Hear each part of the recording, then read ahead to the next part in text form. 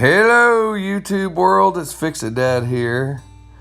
On this part, we end up receiving the building kit on the semi-trailer, and we're told that we have about a 2-hour window to offload.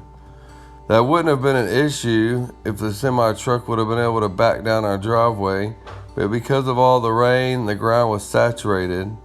We tried to back him in, but the trailer was sinking and his tires started to lose grip. Since we could only offload from the road, there was an issue of having to turn all the items long ways to fit through my gate. Once we figured out how to use the sling and twist parallel to the tractor, it was downhill from there. I had a great bit of help from my neighbor that lives across the street.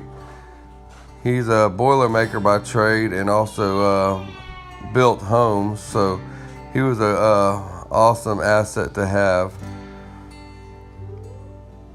He's the one that provided the sling and was able to rig things up and twist them to get the items through the gate. Because the gate is only about 10.5 foot long or wide, and then some of those items, are 15 foot long or greater. But all in all, we got it all taken care of and off stage, and then ended up inventorying it, and the semi truck was able to leave.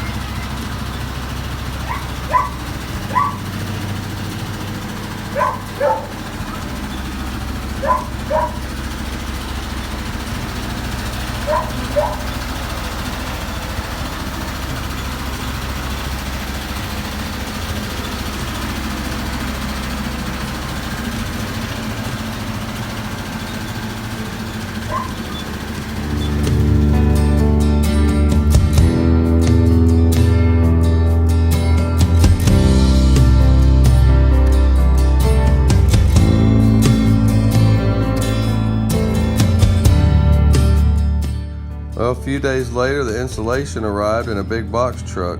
Of course, they couldn't fit down my driveway, so we had to load them onto a trailer. Then we brought the trailer around and loaded them in the old barn to keep dry.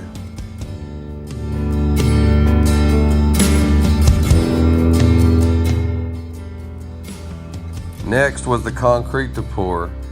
I scheduled with my family and friends for the pour to happen on a Friday afternoon, since we couldn't schedule for early on Saturday, which is what I prefer because the concrete company was closed on Saturday. And we had to make it work with our schedules to be able to do it Friday afternoon after everyone got off of work. Well, this was a 34 yards of concrete pour, and on the form we ended up using true 6-inch milled lumber and 20-inch wide by 18-inch deep footer all the way around for support. We used 5/8-inch rebar on our chain wall, and then we used red bricks that I had a pile of for the chairs on the wire mesh and the rebar. We screeded the concrete and then floated it. I chose to do a broom texture for grip. After the concrete cured by the water sprinklers, we ended up pulling out all the forms. some of them were a little bit difficult to remove, but I used my tractor on most of it and pulled them up straight up, and then just took them to the burn pile. Then after we got all the forms removed, I ended up removing all the duct tape and the anchor bolt boards that were holding the anchor bolts straight and plumb. Took those off and cleaned up the threads and made sure the nuts would go up and down on the anchor bolts. So this is now preparing us to be able to erect the red iron once the concrete finishes curing. And here's my son and the neighbor kid running around playing in the sprinklers.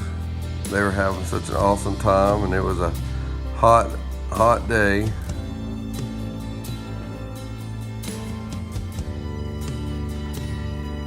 Well, stay tuned for part 3 where the steel framing starts to go up. Thank y'all for watching, and don't forget to like, comment, and subscribe. And as always, have a blessed day.